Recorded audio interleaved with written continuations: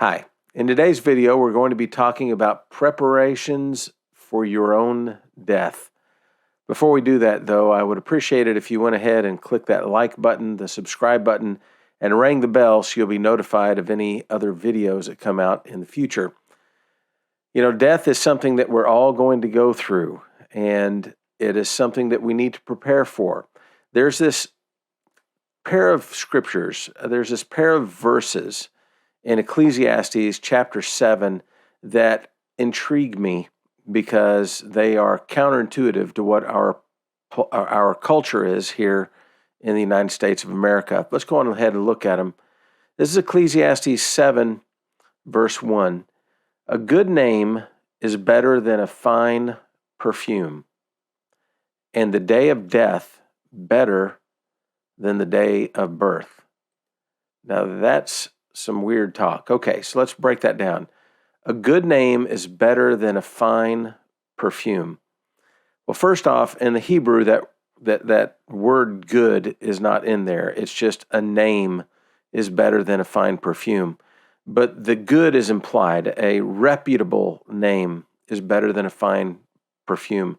And the thought behind that is this. A perfume will wear off. A perfume is just temporary. A perfume covers up the smell. But a good name, a reputable name, is something that you earn. It is something that you keep. It is something that you take with you wherever you go. It is something that precedes you. Perfume, people don't smell that perfume until you get there. And then they know, oh, you've put something on to cover up what you smell like. Good name is different than that. But what about this other part? The day of death is better than the day of birth. That's really weird.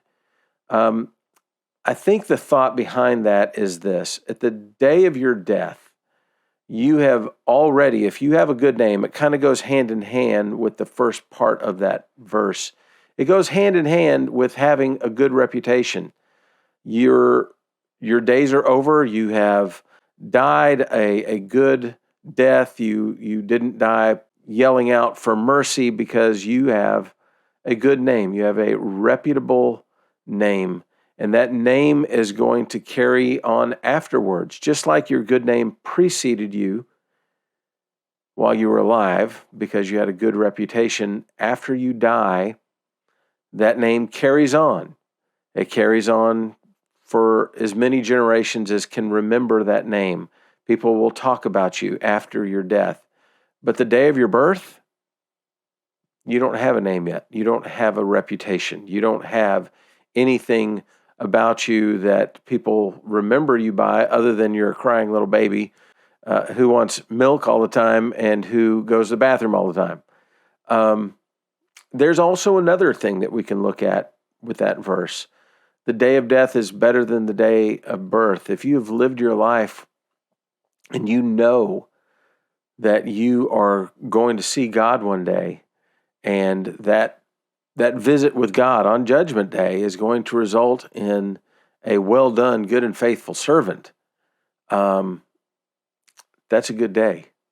That is a very good day.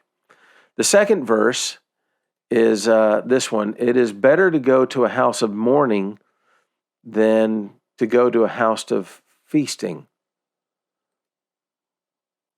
It's better to go to a house of mourning than it is to a house of feasting. It's better to go to a house where people have had a death in the family than it is to go to a house where there's a party going on. Now, why is that? That doesn't make any sense. He's not saying that it's more fun. He's not saying that it is more entertaining to go to a house where there's mourning. He's saying that it's just better. It's better for your personality. It's better for how you treat life. To know that you're going to die someday, that your life here is only temporary. It goes with that first verse about having a good name, a reputable name. If you know that you're going to die one day, and this is an honor-shame society when these words were written, your honor will prompt you to do things that make you have a good name, a reputable name. You didn't want to be known as the party guy back then. You wanted to be known as the responsible person back then. So let's look at the other part. It says, "For death is the destiny of everyone. The living should take this to heart." Well, I think that's pretty self-explanatory. My friends, remember this. Every single one of us will die one day. Don't toss away your life with foolishness. Don't waste your time with anger. Don't waste your time with bitterness. And don't fail to remember that one day you will answer for every single action you've had in your entire life. You will answer for every single thought. You will answer for every single want, for every single desire, for every single word. You will answer for those things. Now, God is just. And when He sees you and you have to answer for those things, the answer that He's going to have for you, His verdict is going to be guilty. You did all those things. You are not worthy to enter into His presence for eternity. So what do you do about that? Well, you trust.